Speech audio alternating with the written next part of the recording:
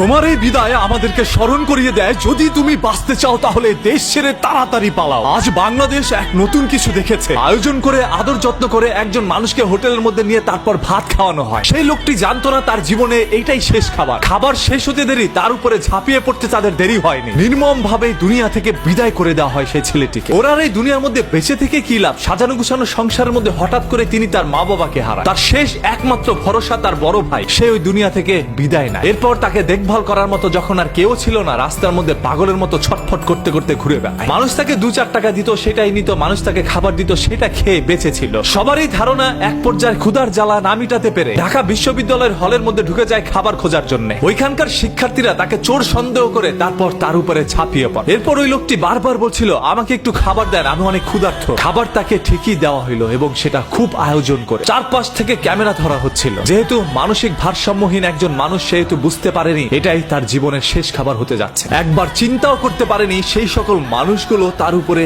এইভাবে ঝাঁপিয়ে পড়তে পারে। বাংলাদেশের ইতিহাসে হয়তোবা এরকম কোনো মহর্ষ ঘটনা আগে কখনো ঘটেনি। আজকের এই ঘটনাটি আমাদের সবাইকে চিন্তায় ফেলে দিয়েছে। আসলে যদি আমরা বাঁচতে চাই তাহলে দেশ ছেড়ে আমাদের পালাতে হবে। এই দেশ আমার না, এই দেশের জন্মভূমি আমার না, এই দেশের মাটি আমার না, এই দেশের মানুষজন আমার না, এই দেশের কেউ আমার না। একটা সময় আমি আমার নিজেরও থাকবো না, আর তখন তাদের খেলনার পুতুলে পরিণত হব। এই ছেলেটির নাম হচ্ছে তোফাজ্জল। বরগুনার পাথরঘাটা এলাকায় তার জন্মগ্রহণ। তিনি একজন মেধাবী শিক্ষার্থী হিসাবে পাথরঘাটার একটি কলেজের মধ্যে ভর্তি হয়। এরপরই তার পরিবারের মা বাবা ভাই বোন সবাইকে হারানোর পরে পাগল হয়ে রাস্তার মধ্যে ছুটে বেড়ায়। এমন তো অবস্থায় ঘুরতে ঘুরতে তিনি ঢাকা শহরে চলে আসে, আর এটাই তার জীবনের শেষ সিদ্ধান্ত ছিল। আজকে ওকে যে আপনারা হসপিটালের মর্গের মধ্যে ফেলে রেখেছেন, ওকে নিতে কে আসবে? ওর তো পরিবারের কেউ নাই। যার এই দুনিয়ায় কেউ নাই, তার বেঁচে থেকেই বা কি লাভ? হ্যাঁ, আপনারা অনেক ভালো কাজ করেছেন ভাই, ওকে দুনিয়া থেকে বিদায় করে দিয়েছে। আজ ওর পরিবারের কেউ নাই, ও একা হয়ে গিয়েছে। আজকে ওর দাফনটাও হয়তোবা একাকিত্বর মাঝখান দিয়ে যাবে। তবে হ্যাঁ, আজকে তার পরকালে সবার সাথে দেখা হচ্ছে। ওর জন্য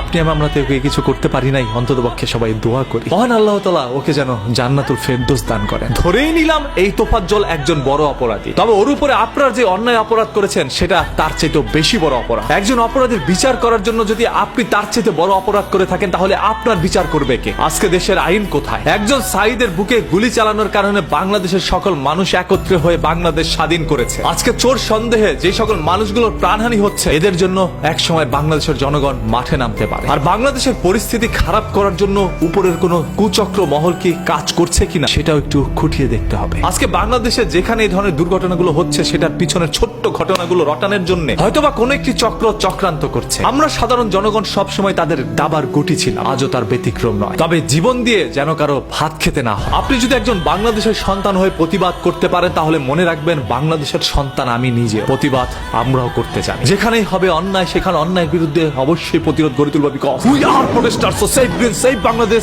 with me every time anywhere. ধর্ম নিয়ে কেউ যদি বাজে কথা বলে, তাহলে তাকে সুযোগ দিতে হবে, কারণ ধর্মবর্ণ নির্বিশেষে আমরা সবাই মানুষ, আর মানুষের চাই সর্বদা মানুষের পাশে দাঁড়াতে। এটাই তো আমাদের একটি নীতি হতে পারে। আজ কেন এই দেশ এরকম হয়ে যাচ্ছে? যে যা পারছে তাই করছে। দেশের মানুষের কি মানবিকতা হারিয়ে ফেলেছে?